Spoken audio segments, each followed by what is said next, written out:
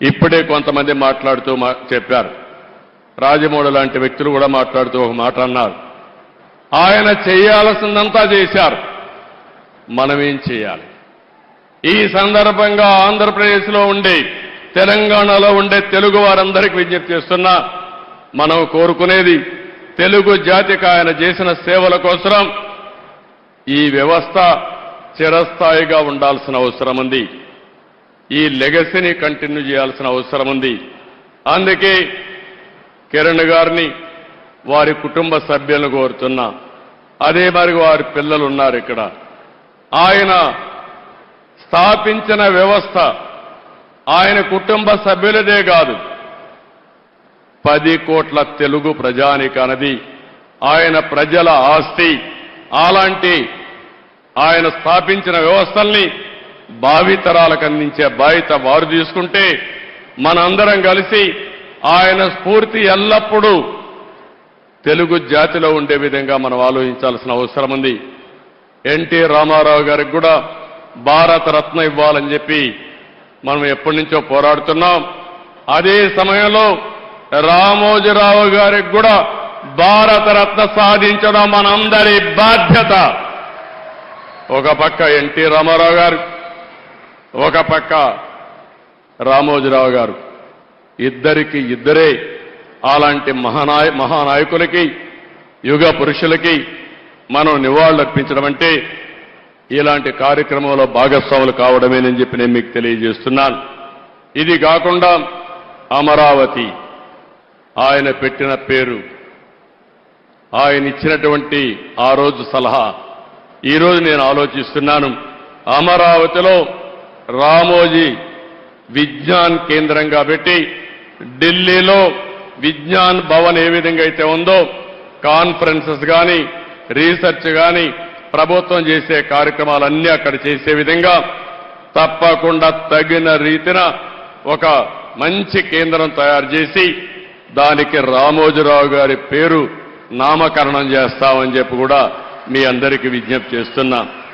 అదే మాదిరిగా ఒక రోడ్డు కూడా రామోజీరావు గారి మార్గని, లేకుంటే మార్గమని ఒక రోడ్డు కోసం కూడా ఆయన పేరు పెట్టడం. అదే మాదిరిగా విశాఖపట్నంలో ఆయన యొక్క జీవితాన్ని ప్రారంభించింది, మొట్టమొదటిసారిగా పేపర్ పెట్టింది. అందుకే విశాఖపట్నంలో చిత్ర నగరి అని ఒక పేరు పెట్టి సినిమా షూటింగ్లు చేయడం కోసం ఇప్పుడే మిత్రుడు పవన్ కళ్యాణ్ గారితో మాట్లాడా. అక్కడ కూడా చిత్ర నగరిని రామోజీరావు గారి పేరుతోనే పెడతాం, రామోజీ చిత్ర నగరిని పెడతామని చెప్పి నేను మీకు తెలియజేస్తున్నా. ఇవి కొన్ని సూచనలు మాత్రం మీకు ఇస్తున్నా. ఆ మహనీయుడికి మనం నివాళులర్పించాలంటే ఆయన స్ఫూర్తిని భావితరాలకు అందించడమే. ఎంతో మంది పుడతాం, ఎంతో మంది చనిపోతాం, కానీ కొంతమంది మాత్రం చరిత్రలో ఉంటారు. అలాంటి చరిత్రలో చిరస్థాయిగా నిలిచిపోయే వ్యక్తి రామోజీరావు గారు. అలాంటి వ్యక్తి సంస్కరణ సభ చేయడం నా అదృష్టంగా నేను భావిస్తున్నాను.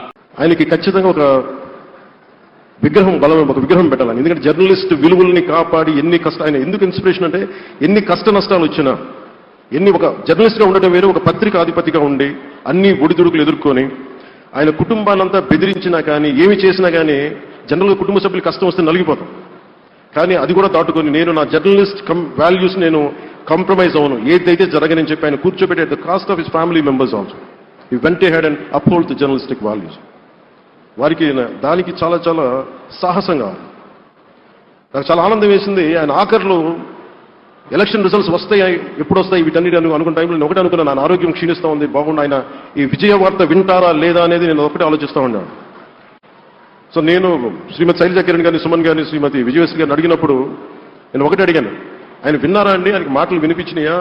అందరూ చెప్తారు ఆయనకి వినిపించట్లేదంటే, లేదు, చాలా ఒక 24 గంటలు ఆ విజయాన్ని దశాబ్దం పాటు దశాబ్దన్నర పాటు నలిగి ఆయన్ని నలిగిన తర్వాత ఆయన అలాంటి వ్యక్తి విజయ వార్త వినకపోతే అక్షోభిస్తుందేమో ఆత్మని అనిపించేది. కానీ విజయ వార్త వినే ఆయన పరమదించాడు. అందుకు నాకు చాలా ఒక తృప్తినిచ్చింది. అలాంటి మహానుభావులకి నివాళులు అర్పిస్తూ ఆయన బతికితే ఒక్కరోజైనా రామోజీరావు గారిలా బతకాలని నేను ఒక సభలో అన్నాను. ఇప్పుడు అనేది ఏంటంటే మరణించినా ఆయనలాగే మరణించాలి. ఎందుకంటే కురుక్షేత్ర సంగ్రామంలో భీష్ముడు తన మరణాన్ని, తన మృత్యువుని ఆపి ఉత్తరాయణం వచ్చే వరకు కూడా దాన్ని నిగ్రహించి ఆపారు. ఆయన అదేవిధంగా తను ఎంతో ప్రేమించే ఆంధ్రప్రదేశ్ కబంధ హస్తాల్లోంచి బయటపడడం ఆయన కళ్ళారా చూసి అప్పుడు నిష్క్రమించారు. అంచేత మరణించినా ఆయనలాగే మరణించాలి. ఆయన ఫోటో మా పూజ గది. ఒకటే అడుగుతున్నా అండి, అంత చేసిన రామోజీరావు గారికి మనం తిరిగి ఏం చేయగలం? 100% అండి.